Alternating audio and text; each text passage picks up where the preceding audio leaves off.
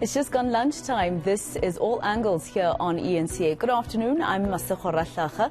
So it is that time of the day when we give you an update on how far some of the stories we've been following up for you today have advanced. Here's your lunchtime update. Our reporters have been out and about bringing us the latest news on our top stories. I'm joined now by Manqoba Mchunu in Diepsloot. We've got Silindelo Masikane in Bloemfontein and Ronald Masinda in Bhisho. All right, Manqoba, let's start with you. You've been covering a protest in Diepsloot over a lack of policing and rampant crime in that area. Is that the first time that community members in that area have complained about this exact issue? In fact, I think Police Minister Bhisho has been there quite a couple of times and even deployed amaperete, but this is clearly not working. What's happening there currently? Well, Masikha, can tell you that it's absolute chaos here in Diepsloot. In fact, I think every street here in Diepsloot is just on fire, Masikho. There are fires across Diepsloot, and residents are not relenting as far as their demands are concerned. They're saying that they are fed up with a lack of police in action in this community. This is what sparked this protest just 2 weeks ago, when residents had marched to the police station to hand over a memorandum to the police demanding that they do something about the crime in this area. Of course, as you mentioned in that introduction, it's not the first time that they're taken to the street. Of course, it follows the deaths of some of the community members that were killed in robberies that had taken place in this community. And we understand that in the past 3 weeks or so, about 6 people have now died in this community from those crime incidents that had occurred here. So what we saw today, in fact, and yesterday, we saw community members again regrouping and taking to the streets, and they've been targeting some of the shacks as well as some of the settlements where they're saying that they're harboring criminals in this area, saying that they want those criminals out of this particular community. But, they're saying that those that are behind the crime here in this area are seemingly some of the foreign nationals from some of the countries, not all of them, they say, and it's them that they say they want out of their community. They're saying that they're not going to stop with the protest up until that issue is addressed. They want President Cyril Ramaphosa to come and address them. They're saying that they don't want to hear from the police minister, nor do they want him here in the community, because he's been here quite a number of times, 3 times to be exact, promising the community that there will be change, but it doesn't seem like there has been any changes as far as crime is concerned. So the community members are still meeting, Masikho. We understand that they're going to one of the stadiums here in this particular community to decide on a way forward, but they are saying that their protest is not going to stop up until those demands have been met. But take a listen to what one of the community leaders had to say earlier on about this protest. Requested Minister Bhisho to come here previously. We have seen the solution that he's bringing are not permanent, because we will deploy police for a moment of time, and then this police will patrol the main roads. We want police that will be here permanently, that will get in number 12, number 13 and number 1, where the hotspot of crime is. Hence now we are requesting the president to come. One of the issues what we have realized, people were arrested here, illegal foreigners to be specific, were arrested here, and they were released by the Rampant court, sent back to the same community of Diepsloot, where we are saying they are illegal. You release them from court to come to Diepsloot to do what? To do what in our community? People who have came in our country illegally. We are not xenophobic. This thing of saying South Africans are xenophobic, it must stop. We are not xenophobic as South Africans. It is a fact that the majority of crimes that are committed in our community, it is illegal foreigners, to be specific, from Zimbabwe. We cannot call such people our brothers. It is a fact that people who come in our country and sell drugs, majority of them are from Nigeria. It is a fact. We know we're Africans. They are African brothers, but we can't call someone that comes in your country, that comes in your community and sell your people drugs and murder your people and rape your people, and we are told that we must call them brothers. No, they are not our brothers, those who are doing those things. They are our enemies. All right, Slee, let me bring it to you. You're in the Bloemfontein Magistrates Court where serial rapist and murderer Tabo Bester made his second virtual appearance, his third one all in all, of course. His 8 co-accused also appeared a short while later. A lot happened there today, lawyers withdrawing included as well. Tell us more. Yeah, a lot of developments here in the Bloemfontein Magistrates Court. Of course, 9 suspects appearing today who've been implicated in the escape of Tabo Bester from the Manqoba Correctional Centre. We first started, like you said, with the virtual appearance of Tabo Bester from the Mabuyan prison.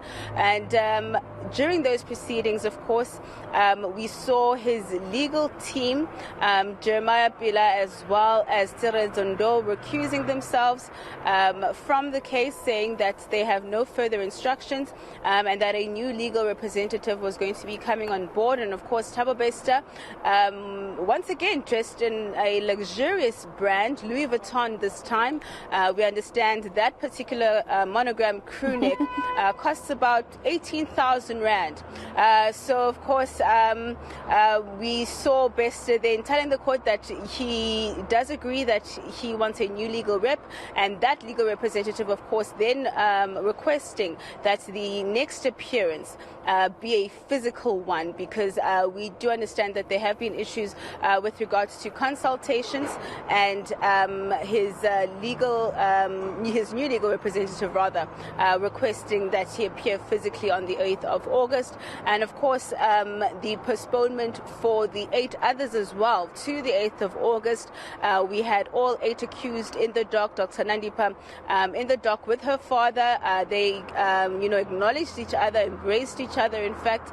And there we actually saw an application by Zolile Sekeleni, her father, to not appear in the next appearance, because there's the likelihood that it's going to be another brief appearance where there's going to be yet another postponement. The state hadn't been opposed to it, but the magistrate flagged a number of issues, saying that procedurally it just doesn't make sense for Mr. Sekeleni not to be in court, even if it is for a mere postponement. There were talks of perhaps him appearing virtually from a facility where he is based in Port Edward. You'd remember that when he was granted bail, his address that he gave to the court was in Port Edward, which is more than 1,000 kilometers away from the courthouse. The magistrate subsequently actually denied that application and insisted that Mr. Sekeleni join the others when the case appears once again. But we also got an indication from court proceedings today, Maseko, from the state, that there is a likelihood of at least 3 more arrests in this matter. So between 9 and the 8th of August, we may see more people in the dock. We then canvassed this issue with the National Prosecuting Authority. This is what they had to say. We have said it many times before that for as long as if there is investigations underway, there is always a possibility of more people being arrested. But unfortunately, we are not in a position to say who's going to be arrested, because we have to wait for investigations to be finalized. Then we can know who's involved and to what extent. Then if there is evidence that is pointing the investigating officers to certain people, those people will be arrested. Hopefully the 8th of August they will be in court, or not. Then we will have an idea as to how far those investigations are. But like the prosecutor said in court, the chances of more people being arrested still exist. All right, Ronald, the High Court Division in the Eastern Cape ruling today in favor of Provincial Premier Oscar Mabuyan in his urgent application to stop the Special Investigating Unit from including him in its investigation into academic fraud that is at Forte University. He's reacted to these news. What did he have to say? Well, good afternoon, Maseko. Well, first of all, let's go to today's judgment. It's a 2-part judgment, Part A and Part B, but today it focused on Part A, where respondent number 1, the Special Investigating Unit, this they are the ones who submitted the proclamation, and it was found that this proclamation was illegal and unlawful. Now, respondent number 2, the University of Fort Hare, they were the ones who asked for this proclamation to be investigated, and today's judgment found that their actions were unconstitutional. But it offers a bit of relief for Oscar Mabuyan, who for months now has been a subject of much of these investigations by the SIU. But what we heard from him earlier was that he was, first of all, very relieved, saying that you will finally get justice following a lot of issues that he's had with the university. He says that he has a history with the university that goes way back. He is a former SRC president of the tertiary institution. And for him, he says he finds it very bizarre that he's facing these allegations where he knows himself that he has a BCom degree, and that it will be bizarre for him to try and pursue a master's as well as a PhD in public administration. But Mabuyan also expressing his concerns about the actions of the SIU in these investigations. He says that he's repeatedly tried to reach out to try and give them the SIU information, and he's also lambasted at some of the senior members at the University of Fort Hare, saying that they've been working tirelessly to try and tarnish his reputation, giving false information, he says, to the media.